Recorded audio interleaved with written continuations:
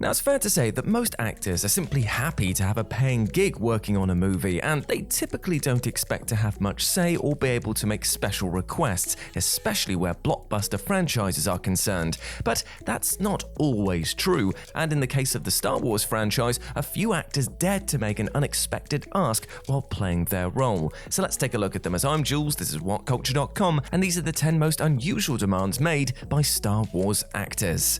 Number 10. Kill Han Solo. Harrison Ford. Though Han Solo, played by Harrison Ford, was killed off in a highly dramatic fashion in The Force Awakens, Harrison Ford himself has actually requested as much more than 30 years earlier. During the production of Return of the Jedi, Ford begged George Lucas to kill Han Solo, feeling that it would bring some real dramatic heft to the story. He said in a 2015 interview with Conan O'Brien, "I thought the best utility of the character would be for him to sacrifice himself to a high ideal and give a little bottom, a little gravitas to the Enterprise. Not that there wasn't some already, but I just wanted in on some part of it." It's not exactly a secret that Ford has mixed feelings about his parts in the Star Wars franchise, and clearly would have been happy to close the book on it forever after the original 3 movies. And while Lucas of course refused his request to kill Han, his death in The Force Awakens is likely why Ford agreed to return. Ironically though, Ford did agree to come back one last time in The Rise of Skywalker, appearing as a vision in front of his son and murderer Kylo Ren. Number 9. To be uncredited as Darth Vader on the first 2 films. James Earl Jones. Now, James Earl Jones gives one of his most iconic vocal performances in cinema history as the voice of Darth Vader, and though he initially opted to be paid a nominal fee for his work rather than roll the dice on a slice of A New Hope's box office, his appearance in subsequent projects have proven massively profitable. Yet, Jones made a peculiar request on the first 2 Star Wars films, that he be left uncredited and Darth Vader be credited only to David Prowse, who physically portrayed the character on set. Now, his rationale was that he felt more like a special effect rather than a performer, and so was only convinced to take a credit for himself from Return of the Jedi onwards. He said in a 2008 interview, "So when it came to Darth Vader, I said, no, I'm just special effects. But it became so identified that by the 3rd one, I thought, okay, I'll let them put my name on it." Number 8. Luke Skywalker gets an evil clone. Mark Hamill. While doing press for The Last Jedi, Mark Hamill revealed that during the earlier stages of production, he made an extremely odd request of the film's writer-director Rian Johnson to give Luke Skywalker an evil clone. Yeah, it's weird, right? Long story short, Hamill's son told him about the 1993 Star Wars novel The Last Command, where a clone is created from Luke's severed hand, hilariously named Luke Skywalker with 2 U's in there. Oh dear. Hamill thought that it would be an interesting angle for the sequel trilogy's middle chapter, though unlike every other unusual demand on this list, Johnson actually shot him down, leading Hamill to say in an interview with SFX, "When I suggested it to Johnson, he said he thought that it was a cool storyline too, but it's been done. They had to find a way to take elements of the movies that everyone expects to be there, the action, the adventure, the special effects, the creatures, the humor, so everyone feels like they're having a Star Wars experience, but also bring something new to the table. That's challenging. That hasn't been done before." While it's tough to picture a clone Luke storyline going down well with fans, as Johnson said, it's already been done, there are surely many who would have preferred it to the highly contentious arc he ultimately wrote for Luke. Number 7. Poe Dameron is a native of Yavin 4. Oscar Isaac. Oscar Isaac is a lifelong Star Wars fan and absolutely jumped at the chance to be a part of the franchise, though upon accepting the role of Resistance pilot, Poe Dameron did have one surprising request for J.J. Abrams. Isaac, a naturalized American citizen of Guatemalan descent, was well aware that the rebel base on Yavin 4 featured in A New Hope was actually filmed in Guatemala, and so in tribute to his birth nation, asked Abrams and the Star Wars brain trust to make Poe canonically from Yavin 4. They all too happily complied, for while Poe's origins aren't mentioned in any of the films, the comic series released shortly before The Force Awakens, Star Wars Shattered Empire, made it canon. It's certainly an unexpected request, but one that fits snugly into the existing Star Wars lore and fleshes out Poe's character in a really interesting way. Number 6. To have major creative input on his character. Chirrut Imwe. Donnie Yen. Star Wars is such a gargantuan cinematic and enterprise that even the biggest actor generally appreciates that they're just a cog in the machine, with their own personal creative input being strictly limited. But exceptions can be made though, as was the case with martial arts legend Donnie Yen, who played blind warrior Chirrut Imwe in Rogue One.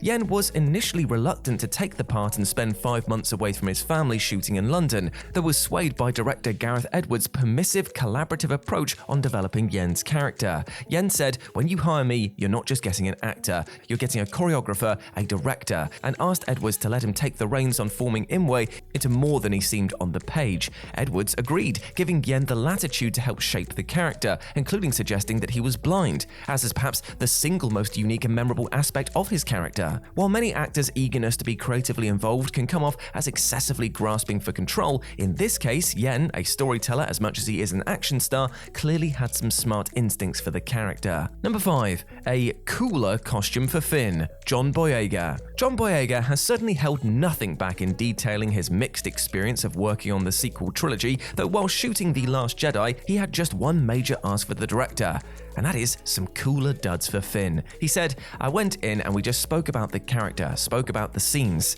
It was actually a real conversation about what he was planning to do. I asked for a much more cool-looking costume. I wanted to look way more Resistance than I did in 7. Though Boyega says the director obliged, Finn still spends most of the movie wearing the same jacket he wore in The Force Awakens, and it wasn't until The Rise of Skywalker that he got some truly snazzy Resistance threads. Then again, Boyega might be alone in thinking that the original jacket wasn't up to much. It's pretty damn cool itself. Number 4. Free Star Wars action figures. Warwick Davis. Warwick Davis made his Star Wars debut in Return of the Jedi, where he played Ewok Wicket W. Warwick. Now, this request makes a little more sense when you consider that Davis was just 11 years old at the time, but it's still pretty unexpected. After completing shooting on Jedi, Davis wrote a letter to George Lucas where he politely asked the director if he could send him action figures and toys from the series. This adorable letter was revealed at the 2017 Star Wars celebration and reads as follows. "Dear Mr. Lucas, my name is Warwick. I hope you remember me. I helped you make the new Star Wars film last year. I hear that the film is being released in this country on June the 2nd and that a few of the toy shops in London have some of the new figures. I hope this is not too rude of me to ask you, but would it be possible for you to send me the latest figures and walkers? I was hoping very much that there may be an Ewok or Jabba the Hutt. I did enjoy myself with you and the members of the film unit and keep remembering what a terrific experience it was. Hoping to meet you again soon. Kindest regards, Warwick." Lucas complied, and Davis added that he still has his collection of Star Wars figures to this very day. Number 3. To be inserted into scenes with her late mother, Billie Lourd. Princess Leia actress Carrie Fisher sadly passed away in late 2016, and though Fisher had already wrapped shooting her role in The Last Jedi, her death threw production of The Rise of Skywalker into quite the tailspin. J.J. Abrams ultimately decided to use unreleased footage Fisher shot for The Force Awakens and digitally manipulate it in order to give Leia presence in the sequel trilogy's finale. Abrams attempted to treat the process as delicately as possible, being especially considerate towards Fisher's daughter, Billie Lourd, who appears in the sequel trilogy as Resistance Lieutenant Cadel Co-Connix. However, Lourd ultimately surprised Abrams by requesting that he place her in as many scenes with her mother as possible. In Abrams' own words, he said, "I purposely had written her character in scenes without Carrie, because I just didn't want it to be uncomfortable for her. But she said, I want to be in scenes with her. I want it for my children when I have kids. I want them to see." Though Fisher's role as Leia in The Rise of Skywalker is ultimately a piecemeal one, Lourd did get her wish, with mother and daughter fleetingly appearing together on the Rebel base. Number 2. A purple lightsaber. Samuel L. Jackson. Despite being one of the most powerful Jedi ever, and one played by Samuel L. Jackson of all people, perhaps the most distinctive aspect of Mace Windu is his purple-bladed lightsaber. Given that Jedi typically have green and blue sabers, while the Sith have red sabers, it was similarly expected that Windu would have a green or blue lightsaber, as was the original plan during production. But while shooting his scenes, Jackson approached George Lucas and insistently requested that his saber be actually colored purple. It's an odd request on the surface, though Jackson's faultless rationale was that the distinct color would help him stand out during crowded action sequences. Ultimately, Lucas agreed to Jackson's left field ask, and better still, there's even video evidence of Jackson begging Lucas for the purple-tinted weapon. And number 1, to watch the original trilogy on the big screen before shooting, Domhnall Gleeson. A low-key, though unexpected request came from actor Domhnall Gleeson, who played the cantankerous First Order Commander General Hux in the sequel trilogy. After winning the role, Gleeson had just one demand of Disney, that they allow him to view the original Star Wars Wars trilogy on the big screen to help him get into character for the role. And given that hiring out a Dublin screening room for the actor and sending over some copies of the film wasn't much of a financial stretch for Disney, they complied. Gleeson ended up watching A New Hope, The Empire Strikes Back, and Return of the Jedi back-to-back on a single day, an experience that he clearly relished. He said, "That was amazing. That was one of the big joys of going through and letting the magic seep in, and then, of course, leaving it behind you to do the job you're doing." Despite some fans' understandable misgivings about Hux's arc in The Rise of Skywalker, Gleeson's performance fits effortlessly into the mold set by his suited-up villainous predecessors, so it was clearly a small but very worthwhile gesture from Disney. And there we go, my friends. Those were 10 of the most unusual demands made by Star Wars actors. I hope that you enjoyed that, and please let me know what you thought about it down in the comments section below. As always, I've been Jules. You can go follow me over on Twitter at RetroJ0, or you can swing by Live and Let's Dice, where I do all of my streaming outside of work, and it'd be great to see you over there. But before I go, I just want to say one thing. I'm going to make a demand of you, my friend, that I hope that you won't find unusual, and that is simply just to take care of yourself mentally and physically, because you deserve the best things in life, and I want you to go out there and live a healthy and happy life. You are a massive ledge, and I want you to go out there and absolutely smash it today. As always, I've been Jules. You have been awesome. Never forget that, and I'll speak to you soon. Bye.